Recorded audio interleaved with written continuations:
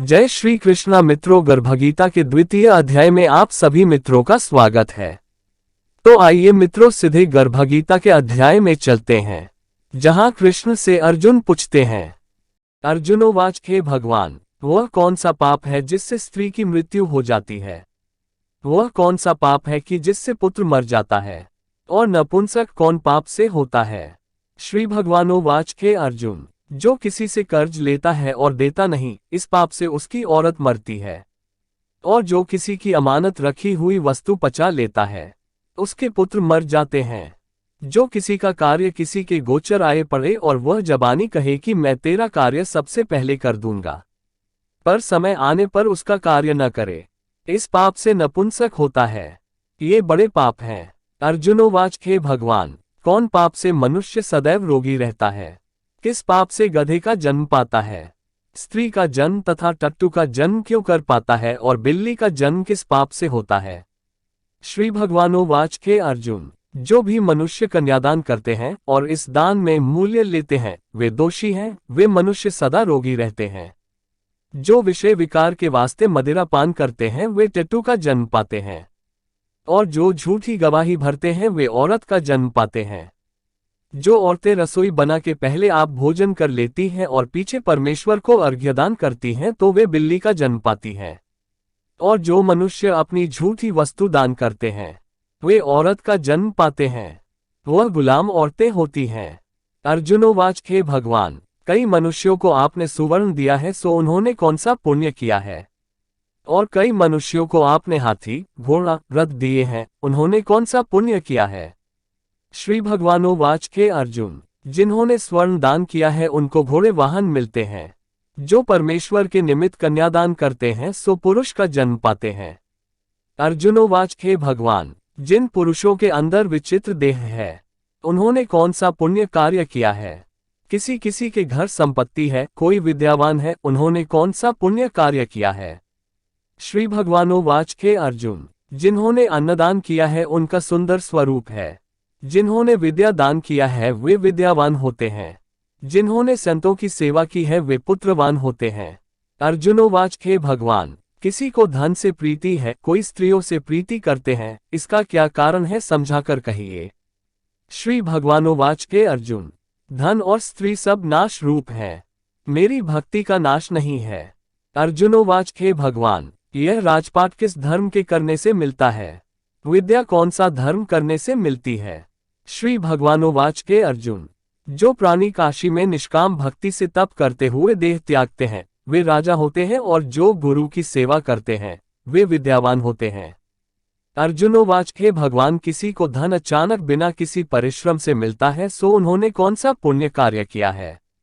श्री भगवानोवाच, हे अर्जुन, जिन्होंने गुप्तदान किया है उनको धन अचानक मिलता है। जिसने परमेश्वर का कार्य और पराया कार्य संवारा है, वे मनुष्य रोग से रहित होते हैं। अर्जुनोवाच, हे भगवान, कौन पाप से अम्ली होते हैं और कौन पाप से गूंगे होते हैं और कौन पाप से कुष्ठी होते हैं? श्री भगवानोवाच, हे अर्जुन, जो आदमी नीच कुल की स्त्री से गमन करते हैं वो अम्ली होते हैं। जो गुरु से विद्या पढ़कर मुकर जाते हैं सो गूंगे होते हैं। जिन्होंने गौघात किया है वे कुष्ठी होते हैं। अर्जुनोवाच, हे भगवान, जिस किसी पुरुष की देह में रक्त का विकार होता है, वह किस पाप से होता है? और दरिद्र होते हैं, किसी को खंड वायु होती है, और कोई अंधे होते हैं तो कोई पंगु होते हैं, सो कौन से पाप से रहित होते हैं? और कई स्त्रियां बाल विधवा होती हैं, तो यह किस पाप से होती हैं? श्री भगवानोवाच, हे अर्जुन, जो सदा क्रोधवान रहते हैं उन्हें रक्त विकार होता है। जो मलिन रहते हैं वे सदा दरिद्री होते हैं। जो कुकर्मी ब्राह्मण को दान देते हैं उनको खंड वायु होती है।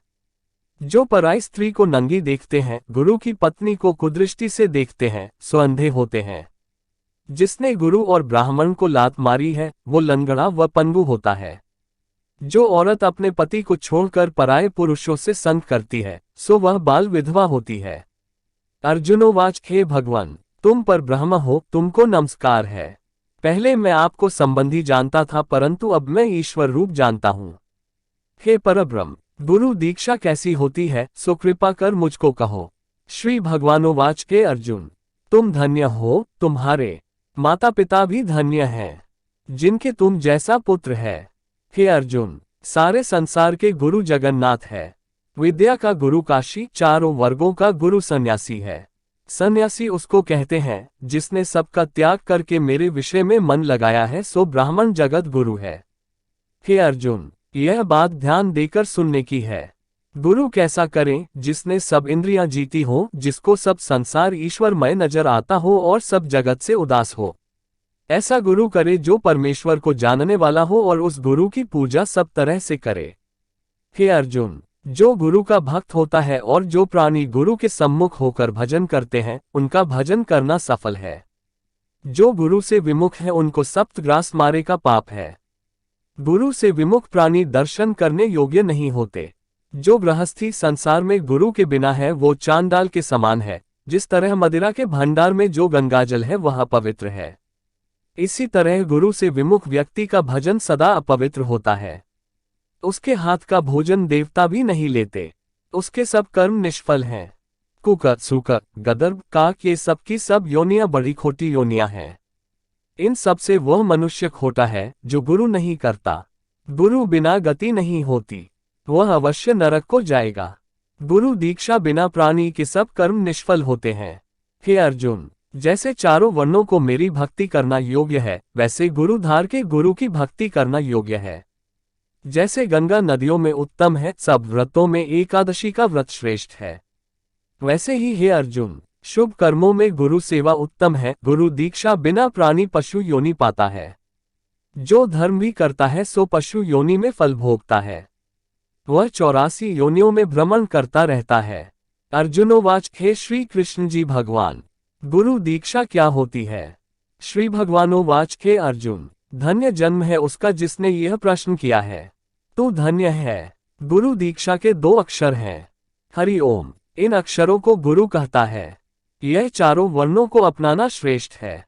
हे अर्जुन, जो गुरु की सेवा करता है उस पर मेरी प्रसन्नता है। वह 84 योनियों से छूट जाएगा, जन्म मरण से रहित हो नरक नहीं भोगता। जो प्राणी गुरु की सेवा नहीं करता वह 3.5 करोड़ वर्ष तक नरक भोगता है। जो गुरु की सेवा करता है उसको कई अश्वमेघ यज्ञ के पुण्य का फल मिलता है। गुरु की सेवा मेरी सेवा है। हे अर्जुन, हमारे तुम्हारे संवाद को जो प्राणी पढ़ेंगे और सुनेंगे वो गर्भ के दक से बचेंगे, उनकी 84 योनियां कट जाएगी। इसी कारण इस पाठ का नाम गर्भ गीता, ज्ञान गर्भ गीता है। श्री कृष्ण भगवान जी के मुख से अर्जुन ने श्रवण किया है। गुरु दीक्षा लेना उत्तम कर्म है। उसका फल यह है कि नरक की 84 योनियों से जीव बचा रहता है। भगवान बहुत प्रसन्न होते हैं। तो मित्रों, आज के इस वीडियो में इतनी ही जानकारी अच्छी लगी तो लाइक करें, शेयर करें और चैनल में नए हो तो सब्सक्राइब भी जरूर करें। राधे राधे, जय श्री कृष्णा मित्रों।